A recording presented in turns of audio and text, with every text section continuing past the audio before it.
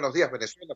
Todo este es su espacio. La fuerza de la unión de la sociedad democrática para compartir con todos ustedes, más allá de cualquier distingo personal, partidista o ideológico, que la preocupación, la justa indignación por lo que ocurre en nuestro país y también la certeza, la confianza, la esperanza de que trabajando juntos, de que remando unidos en la misma dirección, seremos capaces de construir la Venezuela de trabajo y de respeto, la Venezuela con alimentos y con medicinas, la Venezuela con democracia y con libertad, que todos necesitamos y que ciertamente todos merecemos. La Fuerza de la Unión es una presentación de frigoríficos NIS, el placer de la carne, en la planta baja del mercado municipal de Chacao. Pueden seguirlos en Instagram, frigoríficos NIS.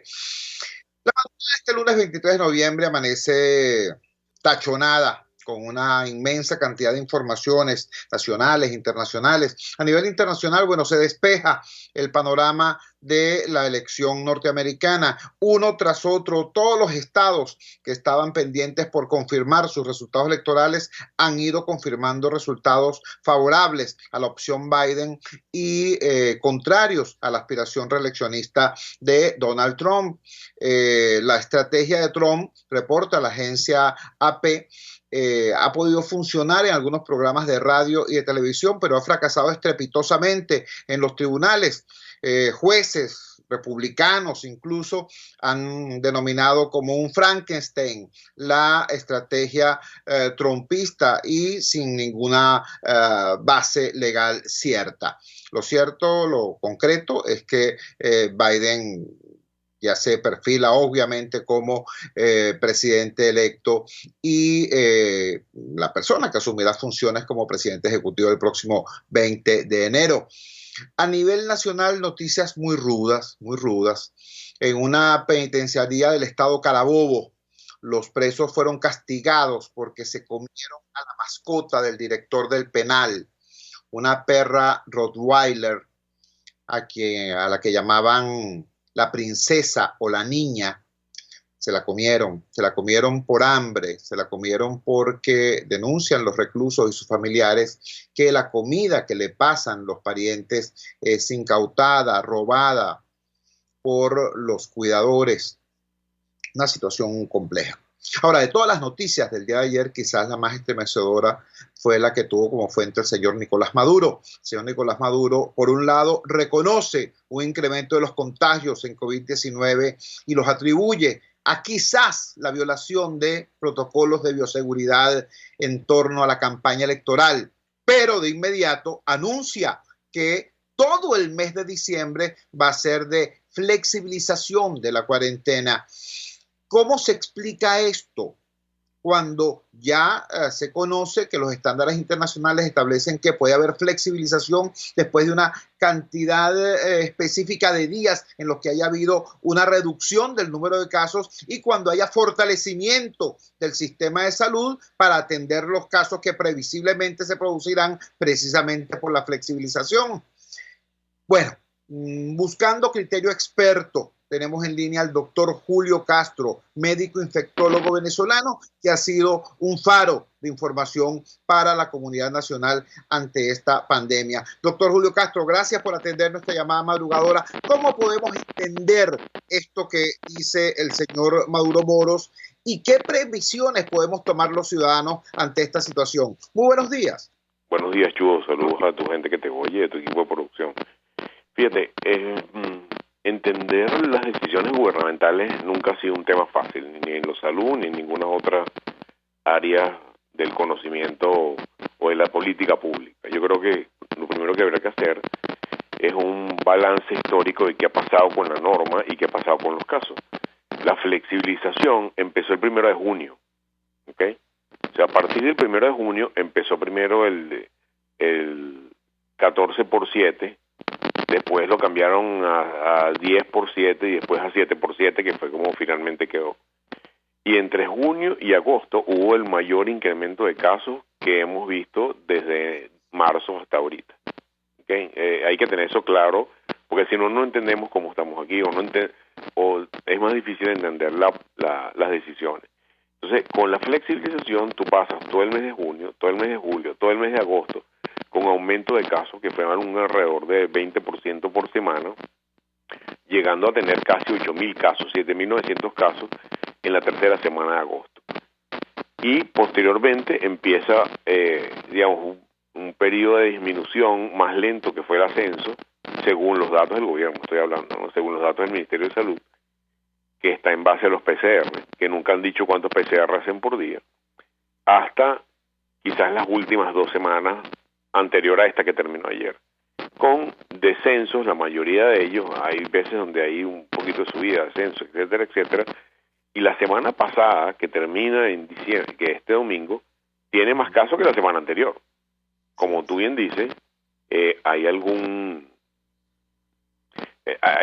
inconsistencias en general de la relación de esta medida relacionada con el número de casos. Si en el momento que estaba aumentando más los casos flexibilizaron y después empezaron a bajar los casos, ahora que lo más común que se está viendo en todos los países del mundo, ojo, no estoy diciendo que necesariamente va a ser en Venezuela, pero ¿qué nos está diciendo lo que pasa en Europa y en Estados Unidos? Que después de la flexibilización, producto del verano, ¿okay? O producto de que los casos venían disminuyendo en esos países, estoy hablando de Estados Unidos y todos los países europeos, lo que vino después de eso fue un aumento de casos, ¿okay? Y no hay que ser ningún genio para darse cuenta que la flexibilización genera un aumento de la transmisión, es lo que demuestran todos los países. ¿Qué va a generar la flexibilización que se ha visto sobre todo de la última semana de agosto para acá? Es que vuelvan a aumentar los casos, y lo lógico es que aumenten en las próximas semanas. Si le sumamos el efecto electoral, que ya demostramos científicamente que los países que tienen eventos electorales tienen un aumento de casos en relación a aquellos que no hacen eventos electorales, bueno, lo más probable, el escenario más probable desde el punto de vista estrictamente técnico, ahí no tiene que ver ningún componente político, es que vayan a aumentar los casos probablemente de ahora en adelante. A lo mejor no podemos saber la magnitud del aumento de casos, no podemos predecirlo, pero en Europa y Estados Unidos ha sido muy importante. Entonces, ¿qué es lo que te dice esta consecuencia? Que las decisiones en política relacionadas con el coronavirus no tienen nada que ver con el número de casos hasta ahora. O sea, la evidencia demuestra eso. Entonces, ¿qué tienen que ver con el número de casos? Bueno, el número de casos tendrá que ver con la restricción de gasolina, con cómo la gente se mueve, etcétera, etcétera, pero no ha tenido que ver con las decisiones de política de la flexibilización. Entonces, la lógica es que la flexibilización tiene otra agenda, tiene otra causa, no es los casos. ¿Cuál es? Bueno, cada uno le pondrá ahí lo que quiera, lo electoral, que viene de diciembre, que quiere que la gente tenga felicidad independientemente de los casos. Lo que sí es un hecho incontrovertible es que los gobernantes en el mundo entero que han desoído los consejos del mundo científico no les ha ido bien. Eso pasa que ha sido la mayoría, ojo, por cierto. No estoy hablando de Venezuela, estoy hablando fuera de Venezuela. Entonces, la conseja científica, y estoy hablando del mundo estrictamente epidemiológico, sugiere que la flexibilización de las últimas semanas debería llevar a un aumento de casos. Eso es un hecho que sería bastante raro que no pasara así. Estamos conversando con el doctor Julio Castro, médico infectólogo venezolano, experto que ha orientado a la comunidad nacional venezolana ante esta situación dura de la pandemia. Julio, nos enfrentamos a un diciembre que además del evento electoral por partida doble, porque recordemos que además de la convocatoria debatida por parte del régimen a las elecciones del 6 de diciembre, está la convocatoria también curiosa hecha por la Asamblea Nacional y sectores opositores para un proceso de consulta que sería de 8 días, 7 de los cuales serían presenciales. Aparte de ese hecho electoral, tenemos la misma condición de lo que es diciembre, en tanto que etapa en la que se produce mayor movilidad interna, las familias tienden a intentar reunirse y viajen o no viajen de manera extraurbana dentro de las ciudades o dentro de las poblaciones, intentan concentrarse para pasar Navidad y Año Nuevo.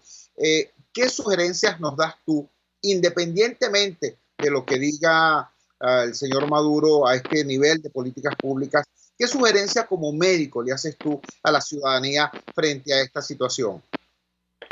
Fíjate, en general las sugerencias son para tirios y troyanos, ¿ok? ¿Qué quiero decir con esto?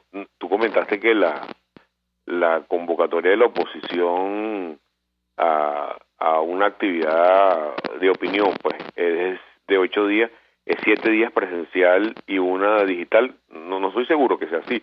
Tengo entendido que es al revés, pero puedo estar equivocado yo. En cualquier manera, sí creemos que concentración de personas en sitios cerrados es riesgo de transmisión. Eso es un dogma hoy en día.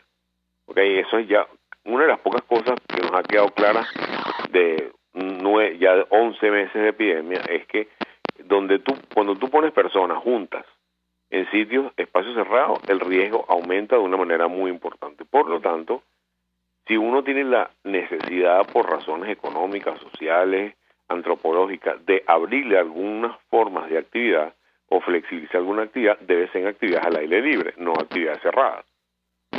Entonces, eso es como un mantra importante para tratar de que aún flexibilizando cierto tipo de actividades, cuáles son aquellas de alto riesgo y de bajo riesgo. Entonces, tener junto personas en un salón, puede ser un salón de clase, puede ser un salón de un gimnasio, puede ser un ascensor, puede ser etcétera, que son espacios cerrados, por más allá de 10 minutos, ya generar 10 minutos, 10 personas, genera riesgo. Entonces, hay que evitar eso a toda costa. Eso es fundamental. Esos son el tipo de cosas que tenemos que entender de cara al año que viene para poder seguir controlando, y lo que nos queda a los ciudadanos es protegernos nosotros mismos. Y eso, insistimos con el tema de las 3M: uso de mascarilla, lavado de manos y mantener la distancia. Y yo agregaría una cuarta a esa, que es la cuarta M, que es evitar las multitudes. O sea, evitar estar en espacios cerrados con un número de personas, dado que el gobierno llega un momento que decide no protegerse por razones que no tienen que ver con la epidemia, porque como ya les expliqué, la decisión de cerrar o abrir no ha tenido nada que ver con los casos. Bueno, mi sugerencia es que las personas no eviten estar en contacto con otras personas que no sean sus personas habituales, me refiero a las personas que viven en su casa, porque les aumenta el riesgo. Entonces, eso, movilizarse, aumenta el riesgo, más que por el hecho de movilizarse físicamente, por el hecho de que, por ejemplo, tú vayas a visitar a tus padres, por ejemplo. Eso genera riesgo para tus padres. Entonces, entendemos lo que significa Navidades solo o sin compartir, pero tenemos que tratar de hacerlo en ambientes abiertos y la menor cantidad de gente posible. Y la recomendación que están haciendo, les recomiendo a los lectores que revisen un artículo de una entrevista que le hicieron al doctor Anthony Fauci, publicada ayer en el New York Times, donde él habla un poco como una perspectiva de qué piensa que va a ser el año que viene, y recomienda que, por ejemplo, si nosotros tuviéramos acceso a pruebas que fueran muy eficientes y pruebas que fueran rápidas, que pudieran hacerse en la casa, eso cambiaría el juego del coronavirus de forma muy eficiente. No las tenemos, lamentablemente, y no las tenemos en Venezuela en este momento. Porque, por ejemplo, si tú tuvieras un kit en tu casa que tú pudieras hacer las pruebas en saliva, por ejemplo, 3-4 veces a la semana, o te hicieras las pruebas y fueras a visitar a tus familiares que son mayores de edad, eso generaría, a pesar de que esas pruebas ninguna es perfecta, pero son buenas o bastante buenas, generaría una disminución de los casos de forma importante. O sea, permitiría identificación más temprana de casos, y eso limita la enfermedad de una forma importante. Yo creo que es las cosas que va a pasar el año que viene, además del tema de la vacuna, que va a ayudar a mejorar la óptica del control de la enfermedad. Esos elementos son críticos. Sí pueden ser de cambio, pero lo que sí es importante transmitir a la gente es que 2021 va a seguir siendo año de tapabocas, año de restricciones, año de utilizar caretas, etcétera, año de lavado de manos, y el año donde todavía algunas actividades, sobre todo las actividades que no son al aire libre, van a seguir estando con cierto grado de restricción o cierto grado de riesgo. Eso es algo que tenemos que mirar hacia adelante. Julio, finalmente, ¿qué expectativa pudiera haber en relación al tema de la vacuna? Se han conocido despachos en las últimas 72 horas sobre una inminente aplicación de alguna vacuna, incluso para el mes de diciembre en los Estados Unidos. ¿Qué se sabe de eso en términos ciertos en la comunidad científica? Fíjate, todavía está por verse algunas cosas. Yo creo que las noticias que hemos tenido de la eficiencia de la vacuna, ¿okay? Que por lo menos en la primera cohorte de evaluación indica cerca de un 90% de protección, lo cual no va a ser hacia adelante así. O sea, normalmente la eficiencia de las vacunas tienden a ser muy altas al principio, que las evalúa, y a medida que va pasando el tiempo, no es que van perdiendo efectividad, sino que tú vas viendo que los pacientes que vas evaluando se van infectando progresivamente, porque esa es la forma de evaluación de la vacuna. Entonces, creo que es buena noticia que son sobre todo eficientes y bastante seguras con la información que tenemos ahora. Lo que no parece viable es tener un porcentaje importante de la población vacunado relativamente rápido, porque no tienes capacidad de producir esa vacuna. La vacuna que está más adelantada, que son la de Moderna y de Pfizer, muy probablemente van a ir por un proceso un proceso regulatorio acelerado en la FDA en los Estados Unidos. Si ellos fueran por un proceso normal de revisión, quizás esa revisión de la información tardaría un par de meses que puede llevarnos hasta enero, febrero. Esta pedida aprobación con fast track, que se llama, o que sea un poco más rápida de lo normal, le mete un poco el acelerador, y los laboratorios están pidiendo que se evalúe información antes del tiempo previsto. Cuando tú haces un estudio, tú dices, mira, mi meta es llegar a 200.000 pacientes, de los cuales 100.000 van a tener vacuna y 100.000 no van a tener vacuna, por ejemplo. Y ellos lo que están pidiendo es que se haga una evaluación aún sin haber llegado a los 200.000 pacientes, porque ven que los datos que tienen en este momento con 120.000 pacientes es suficientemente contundente para demostrar una diferencia. Eso es lo que está pidiendo los laboratorios en este momento, la FDA, y yo pienso que se los van a conceder dada la presión que hay. Eso significa que probablemente vas a tener vacunas con certificación de uso para finales de diciembre, y probablemente que enero, me parece un poco apresurado que tengamos gente vacunándose en diciembre que no sea el presidente o los presidentes norteamericanos, porque todavía en diciembre van a haber dos, en los primeros días de diciembre, y empieza la fase de producción de la vacuna. Si bien Pfizer ha empezado a producir vacuna ya con anterioridad, el proceso de vacunación de 300 millones de habitantes, que es lo que tiene Estados Unidos, va a tardar un año completo. Eso no va a ser en 2 meses. Entonces, lo que sí quiero decir claro es que la vacuna no va a hacer un cambio rápido en las políticas mundiales de salud relacionadas con el coronavirus. Para que la vacuna cambie el escenario de la transmisión, van a pasar meses, probablemente 1 o 2 años. Entonces, no podemos pensar que a pesar de que se empiece a vacunar en Estados Unidos en enero, en el mejor escenario posible, ya en marzo el mundo va a estar normal, los viajes van a estar normal, no hay más casos de coronavirus. Eso no va a ser así. Un poco la dinámica en el mundo entero, todavía en febrero, marzo, abril, mayo, junio, etcétera, etcétera, va a ser más o menos la misma que ahora. Quizás empecemos a ver un cambio en la transmisión producto del impacto de la vacuna, probablemente que el segundo semestre del 2021, en algunas zonas específicas de Estados Unidos donde la proporción de vacunación sea mayor al 50%, si es que se llega hasta allá. Entonces, eso es un poco como hay que ver el año que viene, y entender de que si bien estamos empezando el proceso de vacunación, ese proceso de vacunación no es milagroso y no va a acabar con la epidemia de un día para otro. Probablemente se van a requerir muchos meses, inclusive años, para que la vacuna, si es que esto es posible, siempre hay que poner esa coletilla, controlar la enfermedad eficientemente. Julio, te agradecemos enormemente que nos haya regalado estos minutos esta madrugada del lunes 23 de noviembre. Confirmo tu apreciación. Estoy viendo acá una comunicación del Centro de Comunicación de la Presidencia Interina que nos dice que la consulta sería presencial únicamente el día 12 de diciembre. Se corrobora lo que era la información que tú manejas. Y bueno, ratificamos, subrayamos la información final que nos da el doctor Julio Castro. La vacuna tiene buena perspectiva desde el punto de vista científico. severos problemas logísticos en lo que tiene que ver con el tema de su aplicación masiva y esté o no aprobada, se inicie o no la vacunación en diciembre o enero en Estados Unidos, por lo menos 1 o 2 años serían necesarios para que cambie el perfil de lo que es la pandemia en el planeta. Muchísimas gracias, Julio. Un gran abrazo. Buenos días. Gran abrazo para ti, Chu. Salud.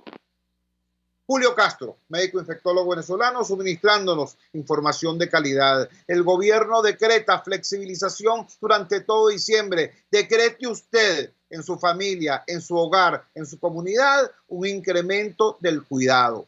Porque lo que viene, repito, es de cuidado. Vamos a la siguiente pausa comercial y ya regresamos con muchísimo más de La Fuerza. La Fuerza es la unión. Usted escucha Unidad, la fuerza es la unión, con Chuo Torrealba por RCR 750 AM. Pluralidad contigo, respeto contigo, responsabilidad contigo, libertad contigo. Estamos contigo y punto. De lunes a viernes a la 1 de la tarde. Contigo, solo por RCR 750 AM, porque lo bueno une. En la crisis se encuentran las oportunidades. Aquí en Sin Estrés se las mostramos con invitados especiales que nos regalan sus experiencias por una Venezuela mejor. Cada tarde, de lunes a viernes a las 3, desde el emprendimiento, la educación, la salud y el entretenimiento. Por nuestra calidad de vida se nos hace necesario tomar un respiro del agobio diario, dedicar unos minutos a la salud mental y emocional para vivir sin estrés. Sin Estrés, de lunes a viernes a las 3 de la tarde por RCR 750, la radio que se ve. Antes de empezar el día, entérese de lo que acontece en el país junto a Pedro García Otero en Titulares de la Mañana. De lunes a viernes a las 6:30 de la mañana. Acompáñelo y empiece su día bien informado. Titulares de la Mañana con Pedro García Otero. Solo por RCR 750 AM. Porque lo bueno une.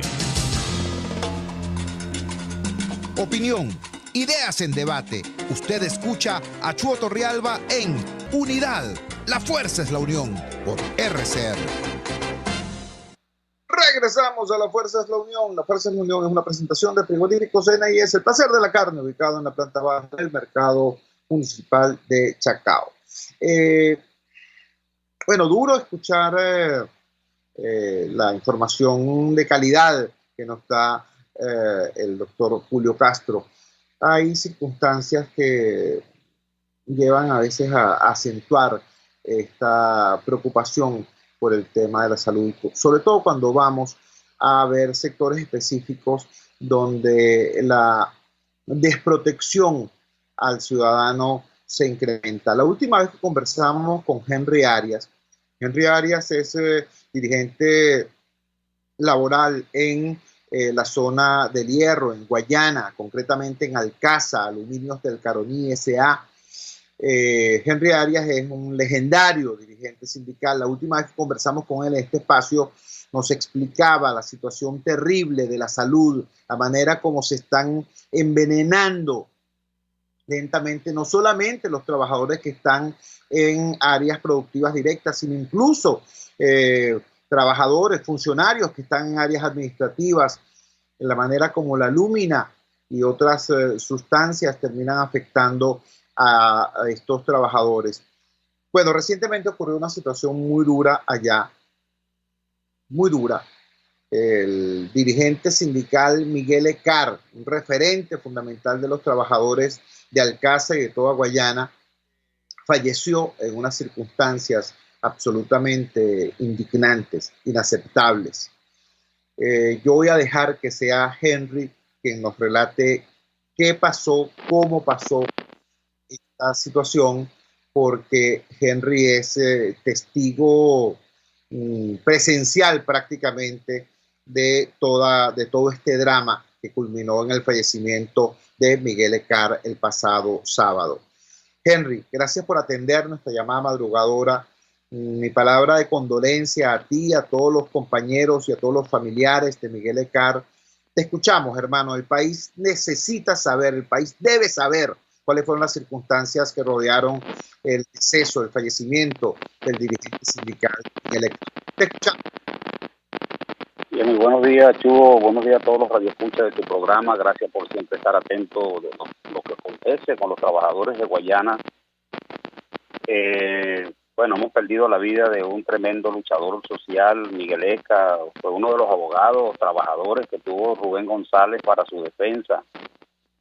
Las condiciones aquí son bastante críticas, siguen siendo muy críticas. Miguel Ecar, teníamos programada una rueda de prensa con un grupo de trabajadores donde íbamos él estaba trabajando en un documento para introducirlo en la Fiscalía General de la República y en la Contraloría General de la República por la situación de la demolición de las líneas 3 y 4 de CBG Alcázar. Este es otro caso que tenemos por ahí. Miguel Ecar, haciendo el trabajo, me llama y me dice que él se sentía demasiado mal, que tenía los escrotos demasiado hinchados, parecía un par de bolas criollas los escrotos, y tenía 3 días que no podía orinar. A todas estas yo le mando mensaje al secretario general del sindicato, que es el compañero José Gil, le mando mensaje al compañero presidente de la empresa, José Hidalgo, y a la gerente de personal, Marian Tobal. Esta fue la primera oportunidad, un mes antes del fallecimiento, 20 días antes del fallecimiento. La compañera Marian me responde y me dice que no me preocupara porque lo iban a recibir en la clínica humana, pero lo que sí me dijo es que solamente consulta y alguna atención ambulatoria, que no tienen clave para hospitalización. Miguel Ecar ya en esa oportunidad tenía que ser hospitalizado y tratado urgentemente. Sus condiciones no eran favorables para chequearlo, dar un tratamiento y mandarlo a su casa en las condiciones que estaba. Miguel Ecar lo mandan a su casa y él recae. Y es cuando lo llevan a la clínica Venezuela. En la clínica Venezuela, de tanto jalar por allá y jalar por aquí, se consiguen que lo metan en esa clínica y Miguel Ecar ya había recaído en su casa. Cuando a Miguel Ecar lo van a sacar de la clínica, que ya, y yo creo que te mandé un mensaje que yo le mando al presidente, donde le estoy diciendo, hermano, el compañero Miguel Ecar, porque el presidente de CBG Alcázar es un dirigente sindical. Los dirigentes sindicales aquí asaltaron todo lo que son presidencia, gerencia, todo eso. Le digo, Miguel Ecar está muy enfermo. Miguel Ecar no reconoce ya a la gente. Miguel Ecar está haciéndose pupú encima. O sea, sus condiciones son bastante críticas. Y la clínica está diciendo que a las 2 de la tarde lo sacan. ¿Cómo lo van a sacar en las condiciones que está? Entonces él me manda un mensaje y me dice, estamos resolviendo, camarada. Estamos resolviendo el problema del compañero Miguel Ecar. Yo le mandé otro mensaje que me mandaron otros compañeros de la IPG pidiéndome, Henry, que interviniera por la situación de Miguel Ecar.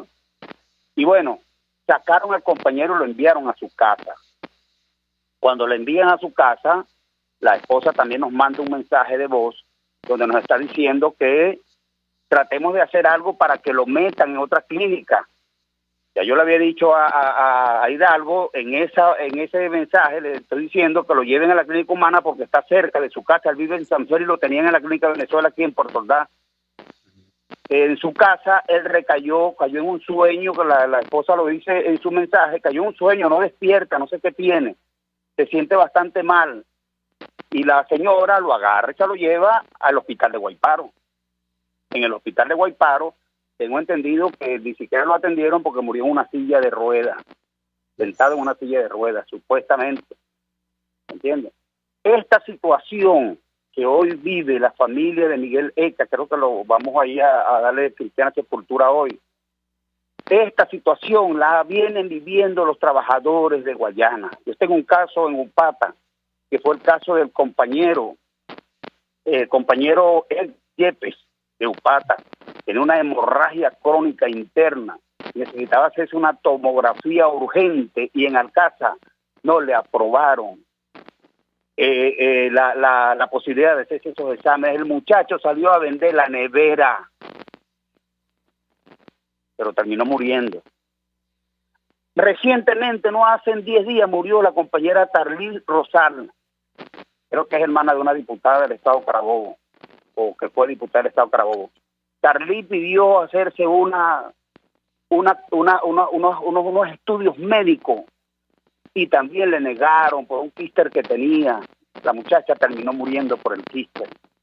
Y así tenemos, yo no diría que es una situación de retaliación política, porque es que si nos ponemos a ver todos los nombres que están allí, tenemos compañeros de la FBT, compañeros que fueron focas, que aplaudieron bastante al PSV, que aplaudieron bastante la revolución y que han fallecido en las mismas condiciones. Yo tengo ahí el caso del compañero Richard Veramendi, profesor, el caso de Antonio Daza, superintendente de la Extrusora, el caso de Manuel Pinto, el caso de Alexander Rubio, el caso de Carlos Caraballo, el caso de Figueredo Aurelio, el caso de Efraín León, superintendente de reducción. Imagínense usted, pues. El compañero Pedro Flores lo pelotearon en todas las clínicas de Upata y cuando lo van a trasladar a Ciudad Bolívar, a Puerto Ordaz para ver si le prestan atención médica, aquí no había ambulancia. No había ambulancia para trasladarle y el compañero muere en Upata esperando atención médica. El compañero Alexis Martínez fue el gerente de la mina de fundición, murió también. Y detrás de cada uno de los compañeros, Luis Melgar, tremendo hombre de la FBT, dirigente sindical de Guayana, también murió en las mismas condiciones. Porque, estemos claros que cuando se firma el memorando 2792, allí se elimina los beneficios de los trabajadores, las convenciones colectivas. Léase bien el memorando, ubíquelo y léaselo bien en su programa a los trabajadores para que vean lo que hicieron. Y es allí, aunado con la falta de producción de las empresas, porque si no hay producción, ¿cómo pagar clínica para 90,000 trabajadores que debe tener el grupo de la CBG? Entonces, se acabó la atención médica, no hay atención médica para nosotros, pero si vieras la atención médica que tienen los gerentes del control obrero, si vieras la atención médica que tienen sus familiares, que no la tienen los trabajadores, que tienen que vender los botoncitos esos, ¿te recuerdas que aquí daban unos botoncitos de oro, daban botoncitos de plata? Su juguete de sus hijos que recibían, quienes lo tienen todavía por ahí vendiéndolo. Guayana se convirtió en la ciudad del perolero, donde quiera ves una esquinita, un trabajador con un perolerito ahí vendiendo sus cositas para poder sobrevivir. Así estamos. Le hicieron un gran daño al país, le hicieron un gran daño a Guayana. Hoy, una fecha como esta, tú te vas a Orinoquia, te vas a los centros comerciales y los ves solo, con toda la parafernalia que ha hecho el presidente Nicolás Maduro con relación a las navidades. Los centros comerciales están solos porque quien le daba vida a todos esos centros comerciales eran los trabajadores, que hoy reciben unas utilidades devaluadas, pagadas en 4 partes, pero que la gente no la puede utilizar para pintar la casa. Eso del olor a pintura se acabó en los meses de diciembre, eso de olor a ropa nueva se acabó, eso de olor a yaca se acabó, eso de tomarse un roncito bueno se acabó, porque los poquitos que agarramos, lo agarramos para paliar el tema de la alimentación, que es bastante crítica. Y si a esto le sumamos el tema de la salud, te digo que un paquetico de 6 pastillas de acitromicina vale casi 8 millones de bolívares. ¿Cómo hacemos si cobramos 5 millones de bolívares? ¿Cómo hacemos para comprarlo? En una familia donde hay 5 personas, nosotros aquí en mi casa caímos los 5 con el COVID. Y tuvimos que quitarle pichón. Yo tuve que salir a buscar monte, a buscar para tener mi guarapo, mi té, para darle a los muchachos, para darle a mi esposa, para tomar yo y para poderlos atender. Y así está cada hogar de cada trabajador. Y no era, hoy en día, todos los ciudadanos de Guayana nos damos cuenta que no era como decía Chávez, porque Chávez dijo que éramos privilegiados, que éramos la nueva burguesía del país. En Guayana nació una nueva burguesía. Los trabajadores que quieren ser ricos, andar en carro de lujo y vivir en casa de 2 plantas, no éramos una burguesía. Producíamos para el país, producíamos para que hayan colegios dignos, producíamos para que hayan universidades dignas, producíamos para que hayan hospitales dignos para el pueblo, y así producían también los petroleros y todos los trabajadores de este país que hoy está destruido. Es lamentable lo que a nosotros nos ha venido ocurriendo, pero estamos hablando, te doy algunos nombres allí de los que han fallecido, pero tú sabes que la lista, estos nombres que te estoy dando son solamente de Cedes Alcázar, que la lista pasa de 30 trabajadores que han fallecido. Detrás de la mayoría de estos trabajadores hay una historia de un familiar, de cómo lo dejaron solo y cómo lo dejaron morir a su familiar, Chugo. Henry, lamentablemente se nos acabó el tiempo, pero vaya mi abrazo para ti, para tu familia, para tus compañeros de lucha. Qué dolor, hermano, lo que nos estás diciendo. No se trata solamente de lo que ocurrió con Miguel, se trata de que la muerte de Miguel, como tú bien nos dices, es el símbolo de tantas y tantas muertes, y cada muerte no es un número, como tú bien acabas de explicar, es un nombre y un apellido, es un ser humano, es una familia. Qué dolor, Henry, un gran abrazo y bueno, seguimos pendientes. Y gracias, Chugo. Hoy debemos darle cristiana sepultura al compañero Miguel Écar, y te repito, no se trata solo del compañero Miguel Écar, hay compañeros de la FBT que han muerto en las mismas condiciones. Hay compañeros, el compañero Veramendi lo sacaron de la clínica y murió.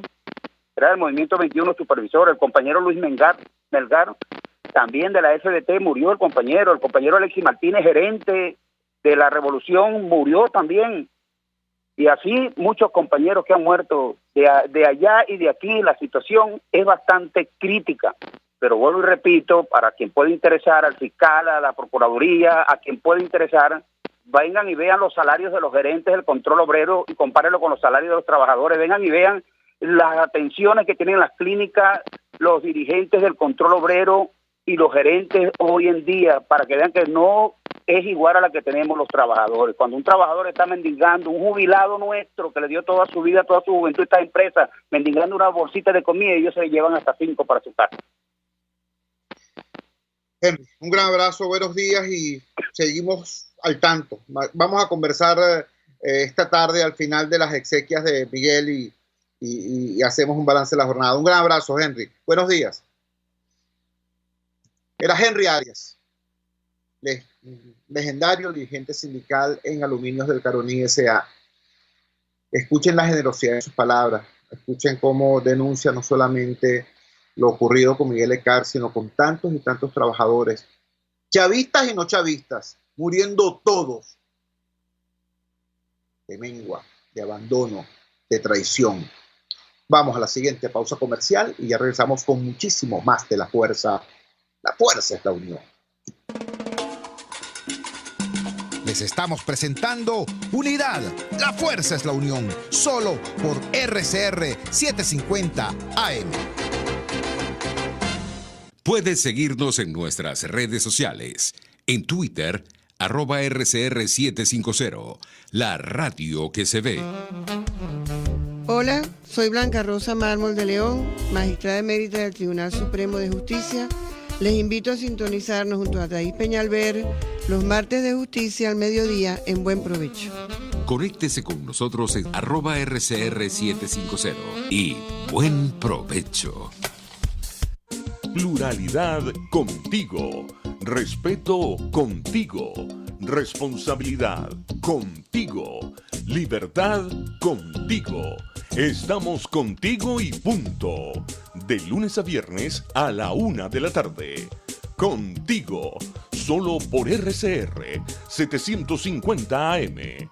Porque lo bueno une. Antes de empezar el día, entérese de lo que acontece en el país junto a Pedro García Otero en Titulares de la Mañana. De lunes a viernes a las 6:30 de la mañana. Acompáñelo y empiece su día bien informado. Titulares de la Mañana con Pedro García Otero. Solo por RCR 750 AM. Porque lo bueno une. El futuro de Venezuela se define en función del liderazgo político que tengamos en Venezuela. Y si usted es una persona que apoya a la oposición falsaria y prostibularia, usted no tiene nada que esperar de los Estados Unidos. Usted se merece lo que tiene. Porque si usted sigue pensando que en Venezuela hay oposición y cree que el destino de Venezuela se jugaba en que ganara Trump o ganara Biden, usted no solamente tiene muy poco conocimiento de las cosas, sino que se merece lo que tiene. De verdad. O sea, la visión peregrina de que todo lo de Venezuela se define, los mismos que vendían que los marines iban a salir antes del día de las elecciones para Venezuela. Entonces ahora van a lamentarse, no va a haber cambio en Venezuela, pero no son incapaces de ver el liderazgo mediocre, traidor, corrupto que apoyan dentro de Venezuela. A ese liderazgo no, Nicolás Petro no es una rosa.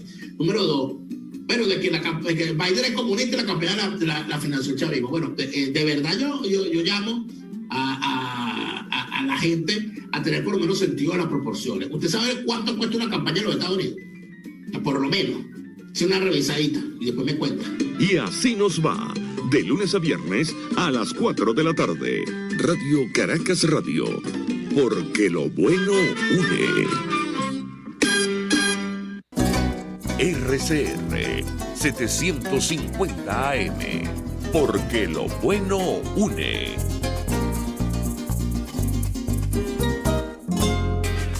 En la crisis se encuentran las oportunidades. Aquí en Sin Estrés se las mostramos con invitados. Les estamos presentando Unidad. La fuerza es la unión. Solo por RCR 750 AM. Regresamos a La Fuerza es la Unión. Yo les pido excusas porque efectivamente la conversación con Henry Arias nos afectó rudamente. Miguel Ecar fue uno de los abogados con los que interactuamos con frecuencia a lo largo de la lucha por la libertad del dirigente sindical Rubén González.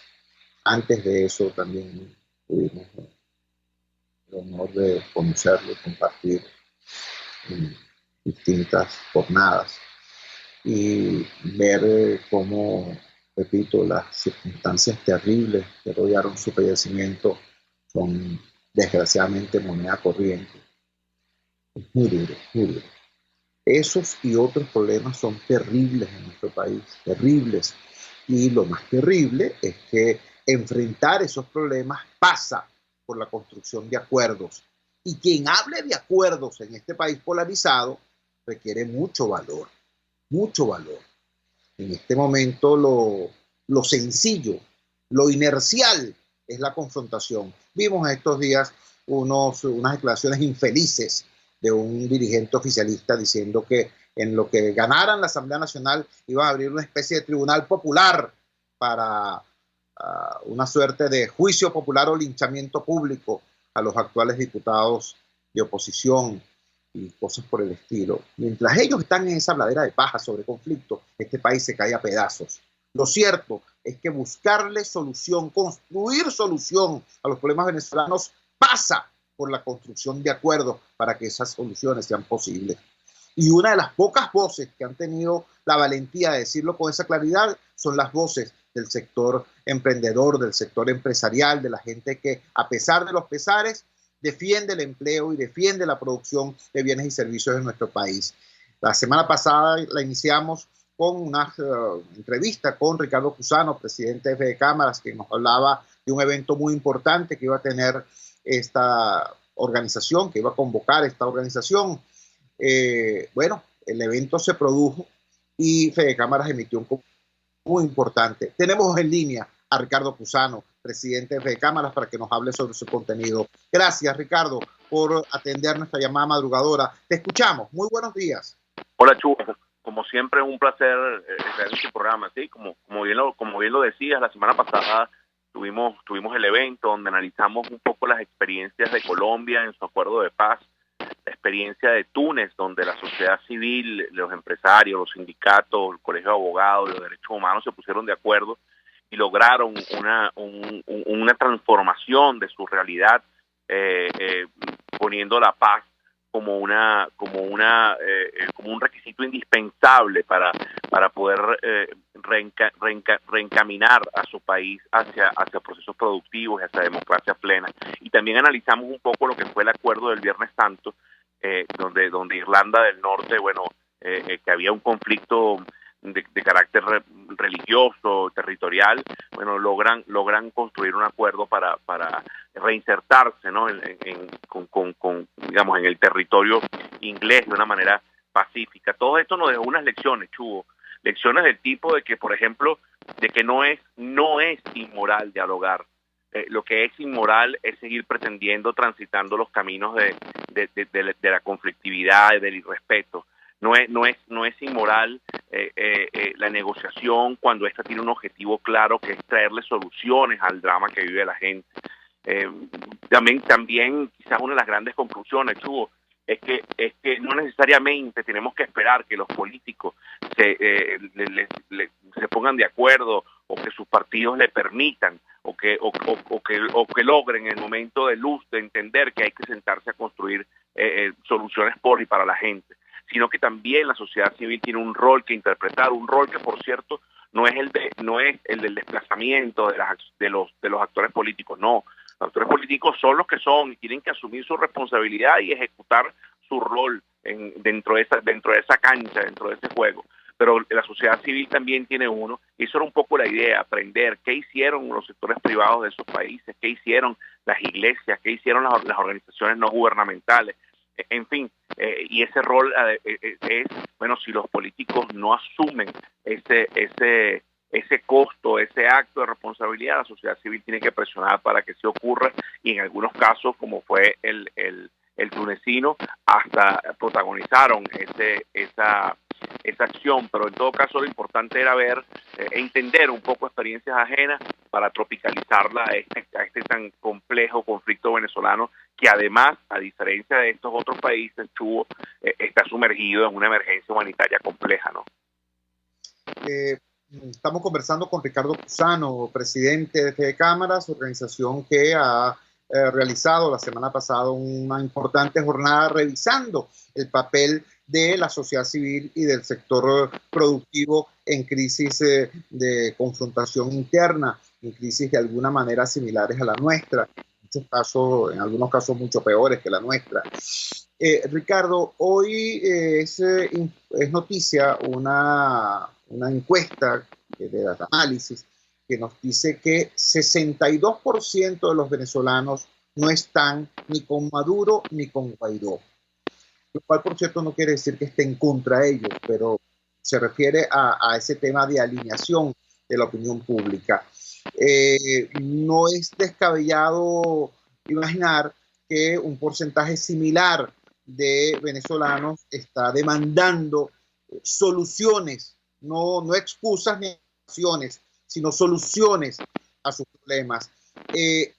¿De qué forma, de qué manera podemos los ciudadanos pasar de ser espectadores de nuestra propia tragedia a ser factores de cambio, a ser factores que aceleren, que promuevan la construcción de esos acuerdos que consideramos imprescindibles? Tuvimos una experiencia pequeña, no fallida, sino pequeña, en relación al tema de la pandemia, cuando a través de la Organización Panamericana de la Salud se logró que oposición y gobierno se pusieran de acuerdo para algunas cosas específicas.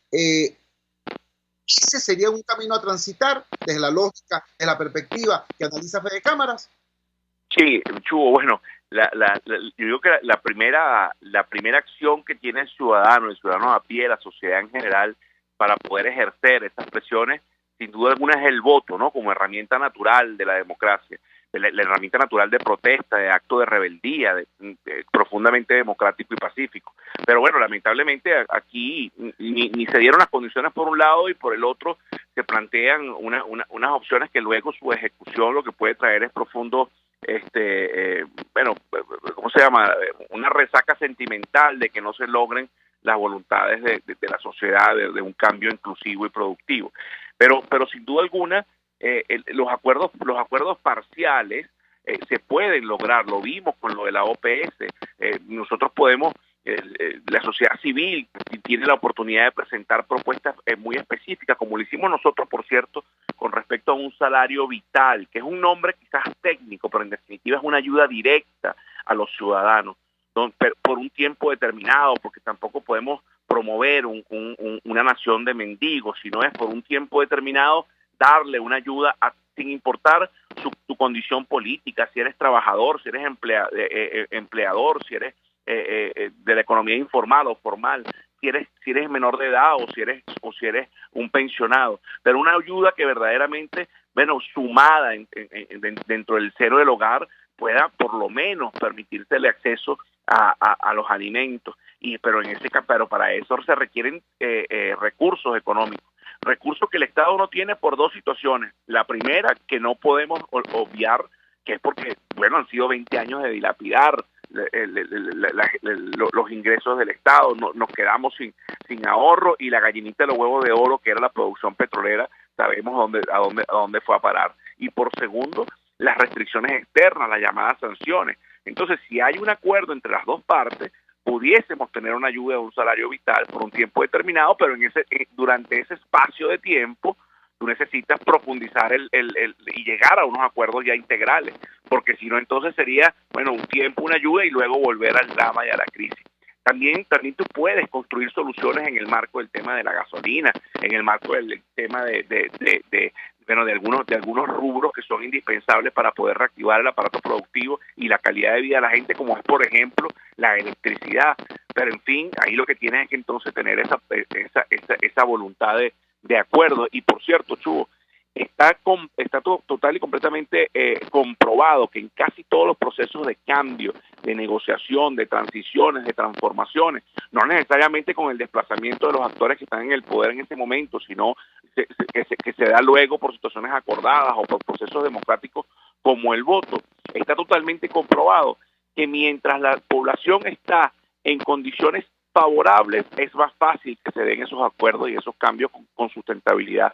Pero mientras la población está en condiciones infrahumanas, de mengua, de hambre, de una infraestructura de servicios caóticas, como pudiésemos estar comprando, como pudiese ser Venezuela, es mucho más difícil los cambios inclusivos por distintas razones, por el control político que se ejerce sobre ese drama con daddy, o también porque la gente sencillamente está pendiente, Chugo, de darle de comer a sus muchachos y de buscar soluciones a sus problemas del día a día, y no tiene tiempo ni ganas de pensar en soluciones estructurales, ¿no? Entonces, al final ahí es donde está verdaderamente las diferencias con otros países. Hay formas de negociar, por ejemplo, nada está acordado hasta que todo está acordado. Tienes que tener un acuerdo integral. Pero eso ocurría en países donde no había 80% y pico de pobreza. Eso ocurría en países donde el 60% y pico de la infancia no padecía de desnutrición. Eso ocurría en países donde no tenían una diáspora como la que hoy tiene Venezuela. Entonces, por eso eran las experiencias que quisimos aprender, para entender herramientas, para conocer historia, pero también para tropicalizarlo y buscarle soluciones a la gente, por y para la gente, que, por cierto, Chugo, están de una u otra forma muy bien enmarcadas en los preceptos de nuestra Constitución. Ricardo, muchísimas gracias por regalarnos minutos y darnos esta buena noticia de cómo distintos sectores de la sociedad civil venezolana están analizando este tipo de experiencias, para también saber cómo jugar el papel que está más allá de ser mero espectador de nuestra tragedia. Un gran abrazo y buenos días. Gracias, Chugo. Si otros países lo lograron, nosotros también podemos. Feliz día. Así es. Ricardo Cusano, presidente de Fede Cámaras, reiterando que solo un gran acuerdo nacional, amplio, inclusivo, plural, autónomo, nos permitirá como ciudadanos reencontrarnos y construir juntos, superando nuestras diferencias, un nuevo modelo de país unido y en democracia y con plenas libertades. Terminamos así nuestro programa en el día de hoy. Trabajamos para ustedes en la dirección general de la emisora, Jaime Nestares. Al frente de los controles estuvo Néstor Tobar. Habló para ustedes su amigo, comunicador popular, activista social, ciudadano en lucha por la democracia y por la libertad, Jesús Chio Torrealba. Ahora más que nunca, fuerza, Venezuela, porque la fuerza es la unión. La Fuerza de la Unión fue una presentación de Frigoríficos NIS, el placer de la carne, ubicado en la planta baja del Mercado Municipal de Chacao. Muy buenos días. Hasta mañana. Les estamos presentando Unidad, la fuerza es la unión, solo por RCR 750 AM. Puedes seguirnos en nuestras redes sociales. En Twitter, @RCR750, la radio que se ve. En Global Therapy seguimos comprometidos con tu rehabilitación física, te ayudamos a recuperarte de tu posoperatorio y en el alivio del dolor.